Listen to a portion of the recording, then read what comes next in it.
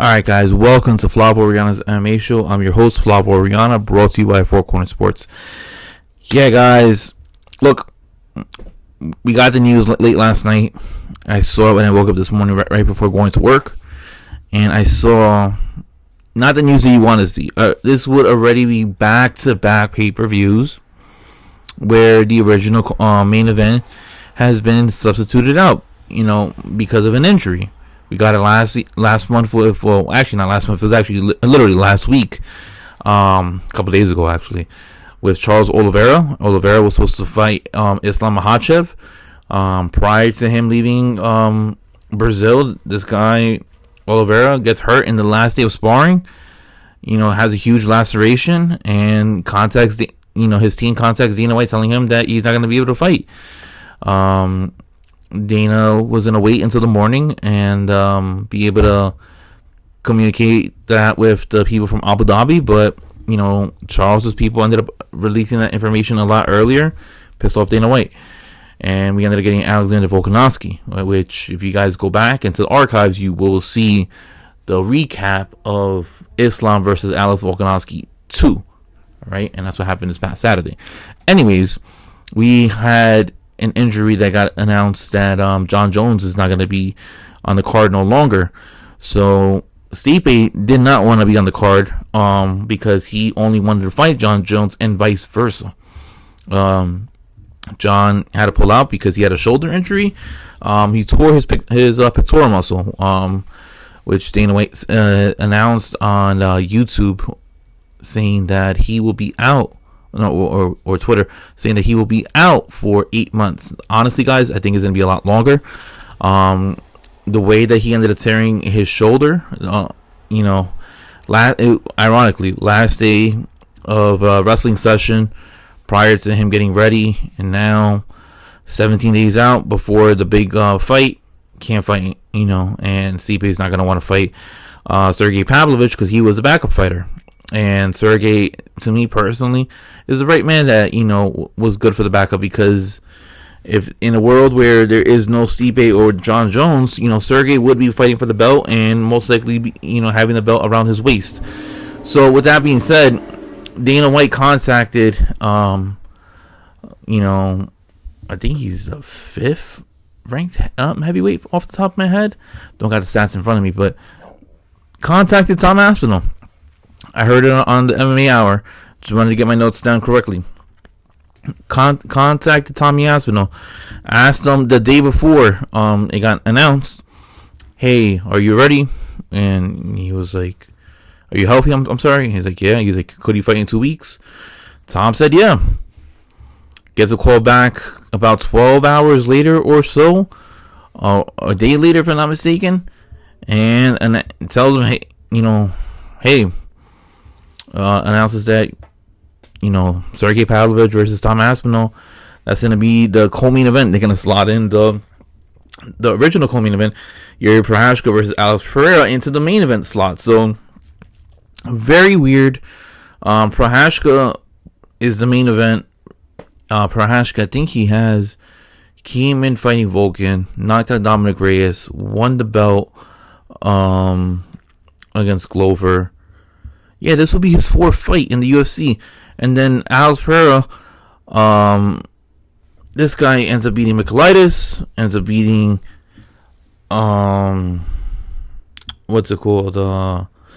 Silva, then faces Sean Strickland, defeats Izzy, loses to Izzy, beats, Jan Blachowicz, and yeah, here we are. All right, and with less than 10 fights in his UFC career, Alex Pereira will now be headlining Madison Square Garden. That's the place that he ended up debuting. He ended up headlining last year. He's going to headline this year. Alex Pereira must love MSG, because you know what? Man, I just realized that now off the top of my head. Alex Pereira has been fighting at MSG for this will be now 3 consecutive years. That is crazy, man. But yeah, look, Sergei Pavlovich versus Tom Aspinall, I think is a great co-main event.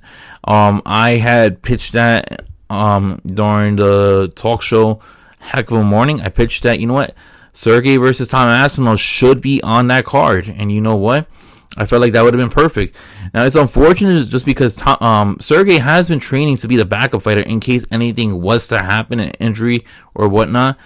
But with the fact that Stipe is saying that he does not want to fight anybody that is not named Jon Jones, well, Sergei is now left without a dance partner, and the UFC ended up doing the right thing and actually getting him a dance partner in Tom Aspinall. Now, we saw last week what happened when you take a short notice fight. We saw it with Kamaru Usman. We saw it with Alexander Volkanovski.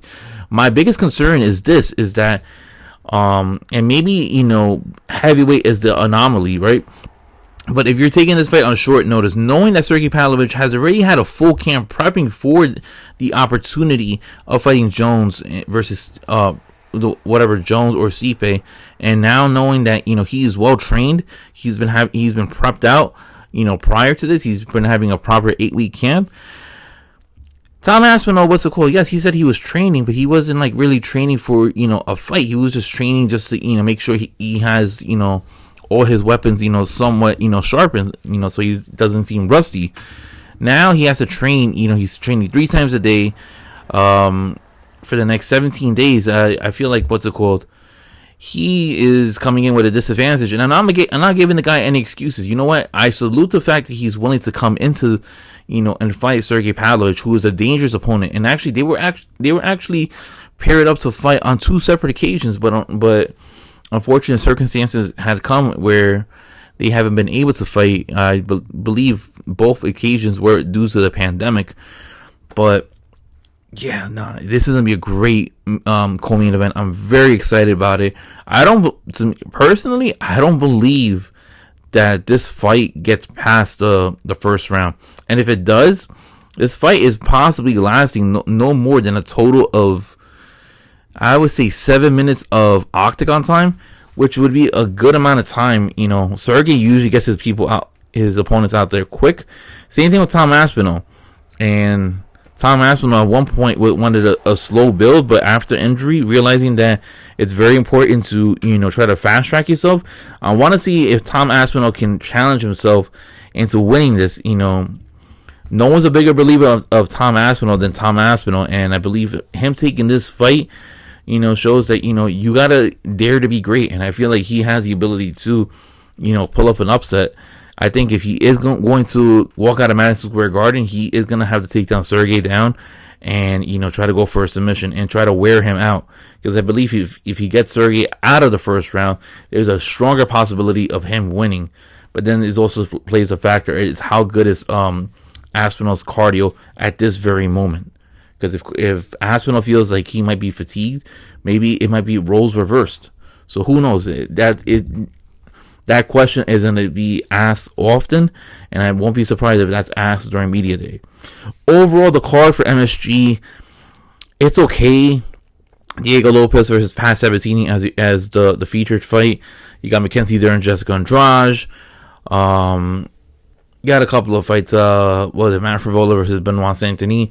I think that the card is nowhere near better than last year's card, if that makes sense. But at the same time, I feel that we got to just, deal with what we have.